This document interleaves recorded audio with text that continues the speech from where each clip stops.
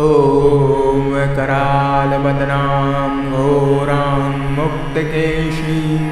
चतुर्भुजां कालिकां दक्षिणां दिव्यां मण्डमालाविभूषितां सद्दशञ्छडखड्गवामाधूर्ध्वकाम्बुजां अभयं वरदं चैव दक्षिणाधूर्ध्वपाणिकां महामेघप्रभावश्यामां तथा चैव दिगम्बरी कण्ठावसत्तमण्डालीरलदुर्गलचर्चितां कर्णावतं सदा नीतशमयुगं भयानकां घोरदमष्ट्रां करलास्यां पयोधरां महामेघप्रभां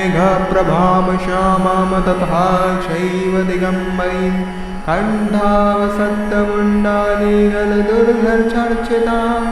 कर्णावतं सदा नीतशमयुगं भयानकां घोरदमष्ट्रां करालास्यां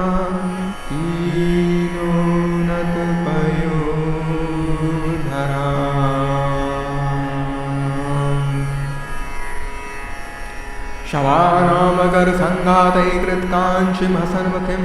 सृक्कद्वैगलद्रक्तधारा विस्फुरितातनां होररावं महारौद्रीं शंशानालयवासिनीं बालार्कमण्डलाकारलोचनत्रयस्त्रयान्वितां दन्तरां दक्षिणव्यापी मुक्तालम्बिकचोच्चयां शवरूपमहादेवहृदयोपरि संस्थितां शिवाभिर्घोरराभिश्चतुर्दिक्षसमन्वितां महाकालेन च समं विप्रीतरतातुरां सुखप्रसन्नवदनां